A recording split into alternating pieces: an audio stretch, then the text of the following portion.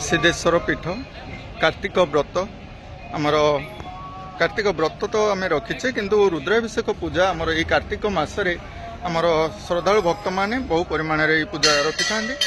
यही पूजा यही मासरे ही रखिबा अनेक किछि पुण्य अर्जन करिथाउ एवं परिवार रे सुख शांति मध्य आसी थाए बोली जहा किछि आमे एई पूजा रु जानि रखिथाउ।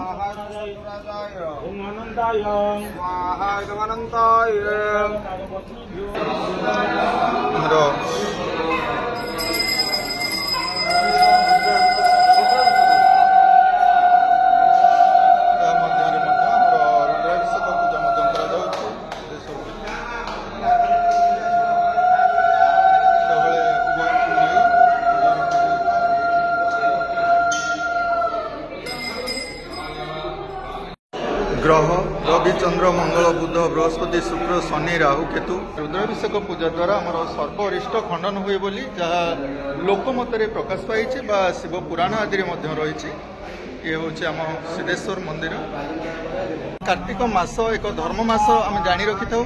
यही समय आमर प्रायतः कार्तिकेयंकर पूजा होता है। रुद्राभिषेक पूजा जदि कार्तिक मासरे आम करिथाउ अन्य मास तुलन में मसरे अधिक फलप्रद होता है। रुद्राभिषेक पूजा करा जाउछि। आसंतु से विषय किछि आलोचना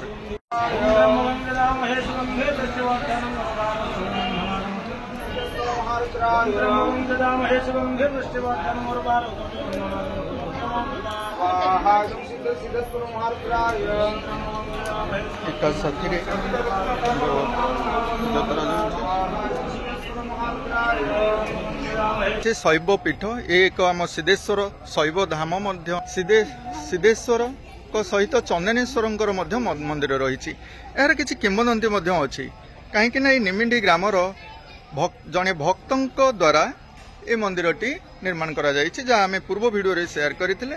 एठारे आमर जो रुद्राभिषेक पूजा कहीं ये सब यही मास को बाछंती ये विषय में आम आलोचना रखा। ये होचंती प्रभु चंदनेश्वर सर्वरिष्ट खंडन होता है बोली आम जानी आसीचु। पंडित मान द्वारा यही सब होता है। से आम मैंने बहु परिमाण रे यही कार्तिक मास को ही बाछि थाउ। यही मासरे आम रुद्राभिषेक पूजा रखि थाउ। कार्तिक मासरे आम जहाँ देखुचु बहुत शैव पीठ मानकर मासरे बहुत शिवंकर आशीर्वाद थाए आउ बड़ ओषा भी मासरे होता है। अन्य धर्म माने ऋषि मुनि मतरे ए मासरे जेकोसी कार्य करवा अन्य मास अपेक्षा अधिक फल मिलता है। से समस्त गोटे विश्वास थाए ये मसरे आम कले भगवान आशीर्वाद लाभ करूँ अन्य मास ठार अधिक रिजल्ट मिल से मसरे समस्ते रुद्राभिषेक कर केतेक मतरे तो कार्तिक पूजा बिछा संक्रांति होता है। केतेक मतरे पूर्णिमा ठार भी होता है। बंगीय मतरे बिछा संक्रांति ठार कार्तिक पूजा आरंभ होता है।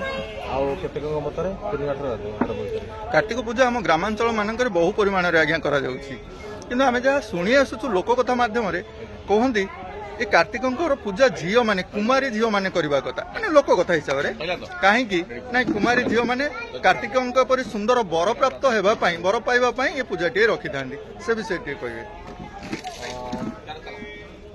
जो मैंने व्रत हिसाब से कार्तिक पूजा करते तो अन्य आमर अनुष्ठान हिसाब से कार्तिकेश्वर पूजा पुओ मैंने करते संगबद्ध भाव ग्रामांचल मिलित पूजा करते गोटे समस्या थाए कि गोटे मनस्कामना थाए कार्तिकेश्वर पूजा कले से मनस्कामना पूर्ण होता है। आमर यही जो धर्म मास मध्य आम जो पंचुक पालुचे ये पंचुकर किसी अर्थ अच्छे आज्ञा कौन सब आम भितर को अभ्यास सब अच्छी त्याग करने को किसी अंश आम जानी आसुचु से विषय टी रखे।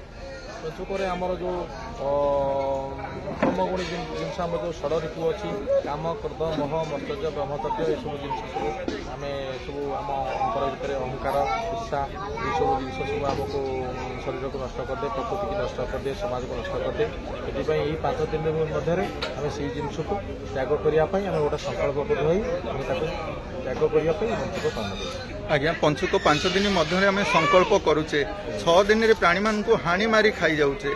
यही प्रकार पूजा रे हमर केते दूर भगवान आम प्रति संतुष्ट है। से जिनस तो निज उपर निर्भर करा जाए कारण प्रारब्ध अनुसार जो जिन संकल्प थरे न जाए तो मानवा दरकार न मानि प्रारब्ध अनुसार आग जन्म को पुणी अधिक अपकर्म कर भूल कर्म गला तार पुणी अधिक भयावह फल से निजे भोग आगे जदि आम ठीक कर्म करवा ताले सुफल पाइबा जदि भूल कर्म कले पूजा करी पूजा सहित भूल नहीं सारा पर जब भूल कर्म करवा तार भोग को पड़ो। हाँ आज्ञा बहुत बहुत धन्यवाद।